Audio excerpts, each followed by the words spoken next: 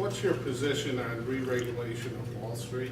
It is a critical portion of what we must do moving forward. I think there are two issues that have changed my position on campaign finance reform. One of them is what happened to the health care bill going forward over the course of this past year. I've been a strong, outspoken supporter of a single-payer health care system for the past 12 years. I continue to be a believer in that now. Short of that, a public option was a viable alternative and interim step toward developing a more comprehensive health care proposal. President Obama, in coming forward, turned this issue over to Congress, and what we saw was a gradual watering down of the health care bill until the grand kind of revisioning of healthcare in this country was lost. I think the final bill was still worth supporting, and I did support it, but it shows what happens when you have a whole lot of corporate influence on Washington, D.C., and how policies get watered down. The exact same thing happened with financial regulation reform that was happening. Chris Dodd, I think, is an honorable guy, and I think he was sincere in his efforts, but as he moved forward with genuine financial sector reform, that bill also got watered down and watered down. Fortunately, he turned away from compromising with the Republicans on it and came out with a bill that I think is still worth supporting, but it should go further. There should be a cap on how large our financial institutions become. That they should not become so large that they're too big to fail. There should be adequate safeguards to ensure that an investment bank and lending banks are treated differently in our system, and those are things that are not contained within the existing bill. So I think there's still things that we need to do. Before we can accomplish either of those, we need to have genuine campaign finance reform. There is too much influence of corporations over Washington, D.C., particularly now with the U.S. Supreme Court decision. And it's not that they've weighed in yet on any elections, although we can expect to see a lot of that this year, including in the 3rd Congressional District. But just the threat of them coming into our campaign systems and spending the level of money, totally unregulated, unlimited money that they can put into elections is going to have a huge impact on our ability to do genuine financial sector reform and genuine health care reform. So I think that's an issue we need to tackle. We need to recognize that we're going to need to tackle both of them together if we're going to get to genuine financial sector regulatory reform. Should the U.S. call for renegotiating the North American Free Trade Agreement? And to what extent should U.S. trade policy promote economic opportunity, labor, environmental standards, and fundamental human rights and democratic principles among our trade partners? We should renegotiate across the board, but we shouldn't abrogate the treaties. And I guess I want to be careful about how I say this. NAFTA does have some advantages. Trade is a good thing worldwide. There are a lot of subcomponents to NAFTA and to our other trade agreements that we can continually renegotiate on an ongoing basis, and we should. They should take into account labor laws and environmental laws in the various countries. They should also take into account currency manipulation that occurs too much in our current system.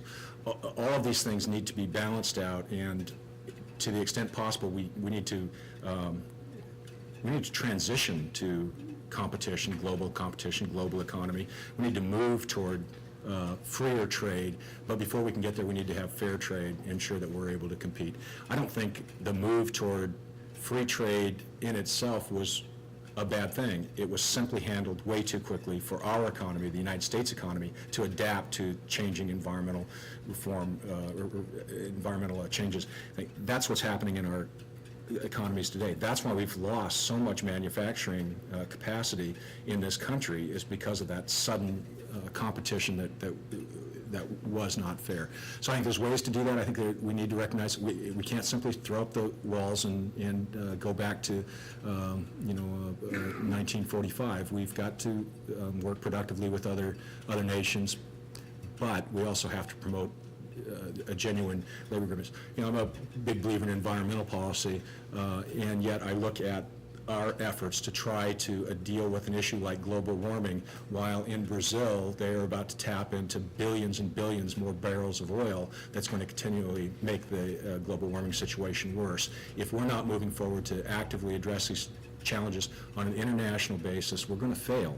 And that's something we need to take into account as we move forward. Our relationships with with other nations are more critical today than they have been at any point in history.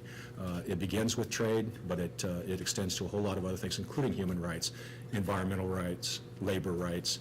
All those things have to be integrated into a more global strategy. The state and federal government use transportation dollars for mostly the construction of or improvement of roads, bridges, that kind of thing. If elected, would you be willing to work with the AFL-CIO to find an additional funding source for mass transit? And if so, what could it be? And if not, why not? I will work with you. I don't have easy solutions for how we move forward with transportation funding, and I don't think anybody does. We talk about the need to, as our dependence on gasoline decreases, and we continually move with CAFE standards and things to decrease that. Gas tax is our primary funder, both at state and national level, for road and transportation projects. As we move away from our dependence on gasoline, which we want to do, and for a lot of different reasons, we need to figure out how do we replace the lost transportation dollars. We talk about issues like solutions like a vehicle miles traveled tax, which makes a great deal of sense if you're a policy wonk. It doesn't make so much sense if you're driving out there in a vehicle and you're tracking how many miles you've driven and are taxed that way. People don't see that as a viable alternative. Maybe that's an educational challenge. Maybe it's something else. So it's something we very much need to move forward and talk about. What is the replacement for a gas tax or an augmentation for a gas tax? Mass transit's been a huge priority for me as a county commissioner. Prior to being a county commissioner, I was a finance manager for the Clark County Department of Public Works. So some of these financing for road and transportation projects is very clear in my mind. For us in Clark County, Southwest Washington, the need to build a mass transit system that works well with our neighbors across the river is critical, of course, and continue to work with people at CTRAN and the Southwest Washington Regional Transportation Council and others to make sure that we move forward with a project that will make a difference. For us down there, you guys in other counties won't be as familiar, but a I-5 bridge replacement project is worth 16,000 jobs in the region, 27,000 jobs in the greater, 16,000 directly related to construction of the bridge over the next 7 years. That project in and of itself would largely, not completely, but largely inoculate us from recessionary impacts for several years. It's absolutely vital. The same sorts of projects take place throughout the 3rd Congressional District. We've got great projects in Lewis County going through Cowlitz. We need to widen I-5 corridor to 3 lanes throughout. We have jetties on the Columbia River we need to build. We have a whole host of good infrastructure projects that I would love to work with AFL-CIO. We're working with them now on several proposals before the legislature to fund some additional projects and continue to work in that relationship. What would you do to secure transportation infrastructure dollars for the 3rd District, and what projects do you think are most important?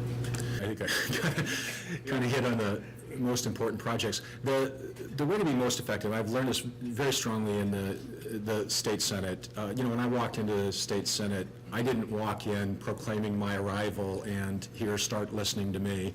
I found out who the most effective members of the Senate were. I made those people my mentors, and I've worked very closely with them to develop the relationships. The legislature is very relationship dependent. It's going to be the exact same in Congress.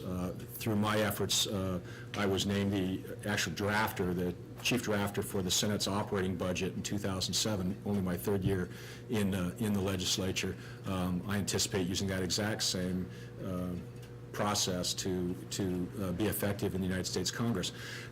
One of the things you do in that, and I was asked this by the Columbian editorial board as well, working with your caucus is absolutely critical. If you go out and you're throwing hand grenades at your own caucus on a regular basis, they don't tend to help you very much when you come around to needing things in your district or you need to get bills passed. I won't do that. It will be only on a very rare and critical issue that I would go out and upset the caucus. I would work with them as closely as I could to ensure that I was getting my share of what comes back. There is only one vote in the United States House of Representatives from Washington's 3rd Congressional District. It does not belong to the congressperson representing the district. It belongs to all of us. And whoever the member that we send to the U.S. House of Representatives is, we need to make sure it's somebody who's going to protect that vote and use that vote for our benefit. And we can say sometimes, we shouldn't be going for this pork, let's cut taxes, let's just stop, and we're going to set the standard by Washington's 3rd. We're not going to support any pork, we're not going to support any earmarks, we're not going to do any of that. If we think the rest of the U.S. Congress is going to smile and go along with is going to follow suit and follow our leadership on that, we're crazy. They're going to take our money, they're going to spend it in their districts. We need to bring that pork home to the district, and that's what I intend to do.